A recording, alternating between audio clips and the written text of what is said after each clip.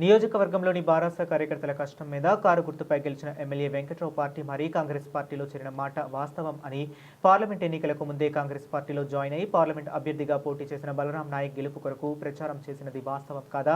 జూబ్లీహిల్స్ ముఖ్యమంత్రి గారి ఇంట్లో రేవంత్ రెడ్డి, పొంగులేటి శ్రీనివాసరెడ్డి సమక్షంలో కాంగ్రెస్ కండువా కప్పుకున్న మాట వాస్తవం కాదా?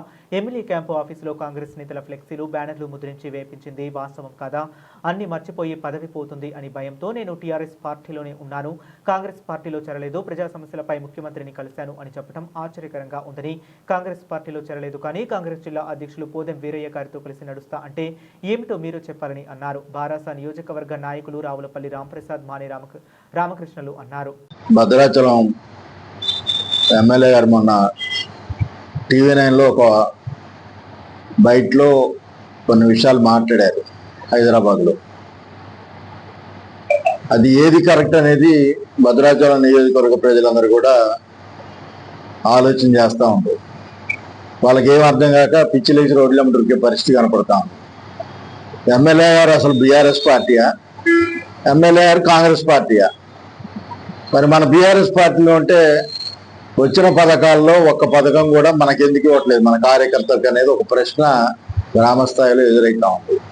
అందుకని ఇప్పుడు ఆయన బీఆర్ఎస్ కాంగ్రెస్ తెలుసుకోవడానికి బీఆర్ఎస్ కార్యకర్తలంతా ఇక్కడి నుంచి పేరు రాసి సిద్ధంగా ఉండవు. నువ్వు ఎక్కడే పోయినా నువ్వు బీఆర్ఎస్ కాంగ్రెస్ ముందు చాల్చాలని నిలదీయడానికి సిద్ధంగా ఉండవు బీఆర్ఎస్ కార్యకర్తలు. అది చెప్పిన తర్వాతే నువ్వేబీ అభివృద్ధి కార్యక్రమంలో ఉన్నా అభివృద్ధి కోసమే నేను పోతున్నాను చెప్పినాను. వాస్తవంగా నువ్వు పోయిన తర్వాత అభివృద్ధి లేదు, అభివృద్ధికి జీరో దిట్టేసావు. నీ సొంత అభివృద్ధి చేసుకుంటా ఉన్నావు, ప్రజలందరినీ మోసం చేసి నీ సొంతంగా నువ్వు అభివృద్ధి ఎట్లా చెందాలో చూసుకుంటా ఉన్నావు. అందుకని బీఆర్ఎస్ పార్టీగా మేము అడిగేదంటే రైతులకి యూరియా లేదు, ఎక్కడ కూడా ఒక్క బస్తా యూరియా ఇవ్వలేని పరిస్థితి కాంగ్రెస్ పార్టీ ఉంది. స్థానిక ఎమ్మెల్యేగా నువ్వు కూడా ప్రశ్నించే గొంతుగా ఉండాల్సిన నువ్వు మాట్లాడలేదు. అట్లే అదేవిధంగా మీ అమ్ముకున్న వామపక్ష పార్టీ సిపిఐ కూడా ఎక్కడ కూడా ప్రశ్నించట్లే. ఎందుకంటే వాళ్ళని తోకబట్టుకు ఉంటా ఉండు కమ్యూనిస్టులు అనేది మర్చిపోయి, అది వాళ్ళకు కూడా మంచిది కాదు వాళ్ళు చెప్తా ఉన్నారు ఈ సందర్భంగా.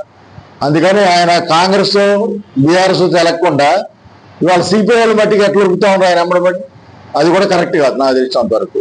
సిపిఐ కూడా ఇవాళ ప్రజా సమస్యల పట్ల అవగాహన లేని పార్టీగా మారిపోయింది భద్రాచలం నియోజకవర్గంలో. ఎవరు కూడా ఎరువు బస్తాల గురించి అడిగేది సిపిఐ అడగదు, కాంగ్రెస్ అడగదు.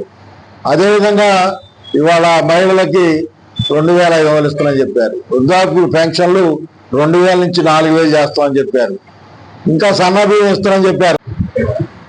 భద్రాచలం శాసనసభ్యులు గౌరవ డాక్టర్ తెల్లం వెంకట్రావు గారు మొన్న హైదరాబాదులో టీవీ9 పాత్రికేయులకు ఇచ్చినటువంటి సమాచారం మేరకు మరి ఈరోజు బీఆర్ఎస్ పార్టీ పక్షాన వారిని ఒకటి అడుగుతున్నాం.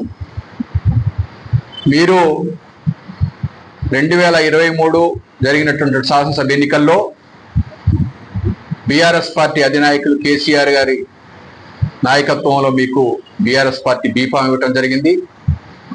ఆ బీఫామ్ ద్వారా భద్రాచలం నియోజకవర్గ నాయకులు కార్యకర్తల యొక్క శ్రమ కష్టంతో ఆనాడు బీఆర్ఎస్ పార్టీ కారు గుర్తుపై మీరు ఎమ్మెల్యేగా గెలవటం జరిగింది.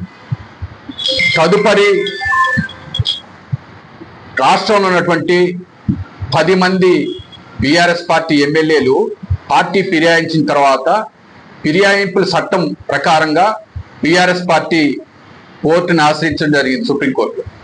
ఆ సుప్రీంకోర్టు కేసు స్పీకర్ గారికి లేఖ ద్వారాగా నోటీసులు మీకు ఇవ్వటం జరిగింది.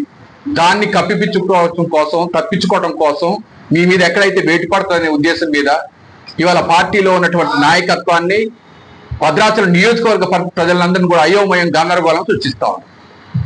మీరు ఏమంటున్నారు?